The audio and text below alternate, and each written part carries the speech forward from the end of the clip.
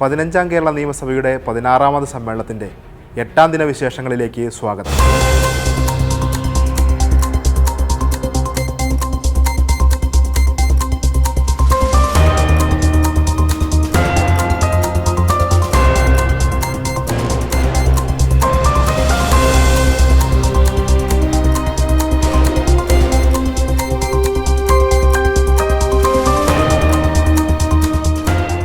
ശബരിമല സ്വർണ്ണപ്പാളി വിഷയത്തെ ചൊല്ലിയുള്ള പ്രതിപക്ഷ നിസ്സഹരണത്തോടെയാണ് ഇന്ന് സഭ ആരംഭിച്ചത്.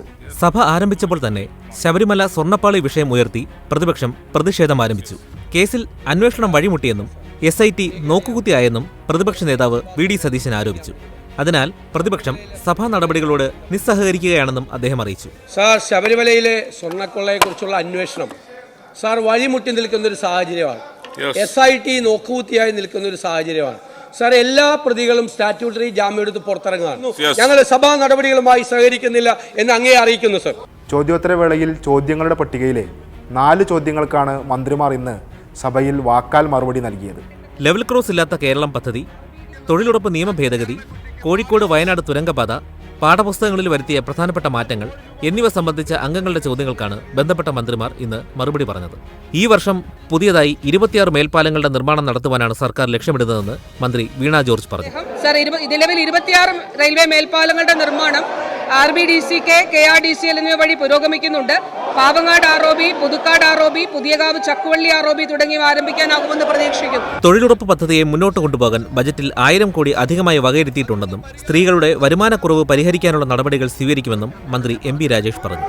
ധനകാര്യമന്ത്രി ഈ വർഷത്തെ ബജറ്റിൽ 1000 കോടി രൂപ അധികമായി അനുവദിച്ചിട്ടുണ്ട്. അത് ഇവിടെ പറഞ്ഞു കഴിഞ്ഞിട്ടുണ്ട്. സ്ത്രീകളെ സംബന്ധിച്ചതൊരു വരുമാനമാണ്, ദാരിദ്ര്യ ലഘൂകരണത്തിനുള്ള നടപടിയാണ്.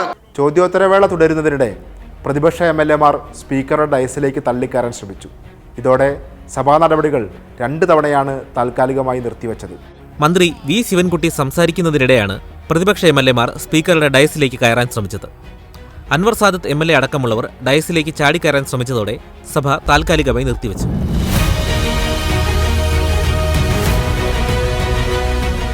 തുടർന്ന് സഭ പുനരാരംഭിച്ചപ്പോൾ ഡയസിലേക്ക് കയറാൻ ശ്രമിച്ച MLAമാരുടെ നടപടി ശരിയായില്ലെന്ന് സ്പീക്കർ പറഞ്ഞു. അങ്ങേറ്റം നിർഭാഗ്യകരമാണ്. സ്പീക്കറുടെ ഡയസിലേക്ക് ഇരച്ചു കയറിയ രീതി ശരിയായില്ല. ജനാധിപത്യത്തിനെ കുറിച്ച് വലിയ പ്രസംഗം നടത്തുന്നവരാണ് നിങ്ങൾ. അതുകൊണ്ട് നിങ്ങൾ പാലിക്കേണ്ട മര്യാദയാണ്. വാച്ച് ആൻഡ് വാർഡ് ഒന്നും ചെയ്തിട്ടില്ല. വാച്ച് ആൻഡ് വാർഡിന് വേണമെങ്കിൽ സ്പീക്കർക്ക് ഡയറക്ഷൻ കൊടുക്കാൻ പറ്റുമായിരുന്നു, പക്ഷെ ഒന്നും ചെയ്തിട്ടില്ല. യെസ്. ഇതോടെ മാത്യു കുഴൽനാടൻ ഉൾപ്പെടെയുള്ള പ്രതിപക്ഷ MLAമാർ ഡയസിലേക്ക് വീണ്ടും കയറാൻ ശ്രമം നടത്തി.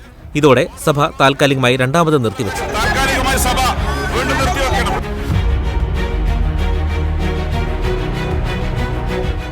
വീണ്ടും സഭ പുനരാരംഭിച്ചപ്പോൾ സ്പീക്കറുടെ മുഖം മറച്ചുകൊണ്ടുള്ള പ്രതിഷേധം ശരിയാണോ എന്ന് പ്രതിപക്ഷത്തോട് സ്പീക്കർ ചോദിച്ചു. സ്പീക്കറുടെ മുഖം മറച്ചുകൊണ്ട് സ്പീക്കറുടെ ഒരു അന്ധനെ പോലെയാക്കി ഈ രീതിയിൽ ജനാധിപത്യം കൈകാര്യം ചെയ്തത് ശരിയാണോ?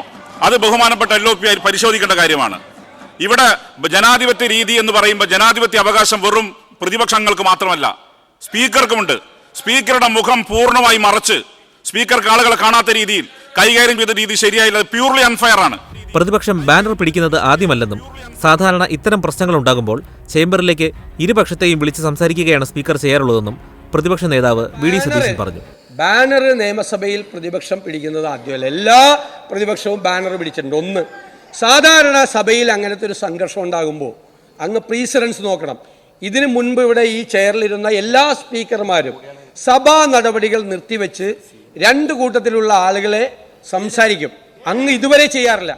തുടർന്ന് പ്രതിപക്ഷം സഭാ നടപടികൾ ബഹിഷ്കരിച്ചു. കോടതിയിൽ നിന്ന് തിരിച്ചടിയേറ്റപ്പോൾ സഭയിൽ ബഹളം വെച്ച് കാര്യം നേടാനുള്ള ഭാവത്തിലാണ് പ്രതിപക്ഷമെന്ന് മുഖ്യമന്ത്രി പിണറായി വിജയൻ പറഞ്ഞു.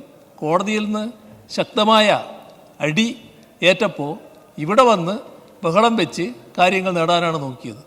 സർ, ഇവിടെ നാം കാണേണ്ടത് ബഹുമാനായ പ്രതിപക്ഷ നേതാവ് ഈ നടന്ന അക്രമത്തെ പൂർണ്ണമായി ന്യായീകരിക്കുകയാണ് ചെയ്തത്.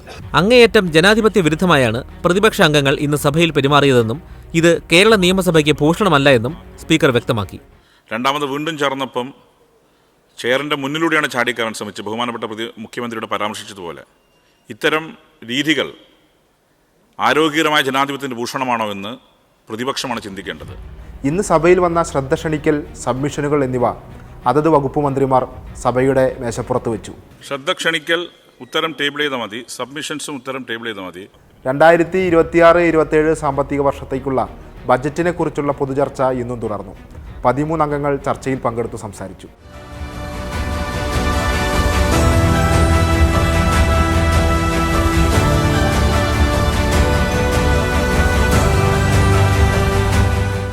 നടപടികൾ പൂർത്തിയാക്കി സഭ ഇന്നത്തേക്ക് പിരിഞ്ഞു.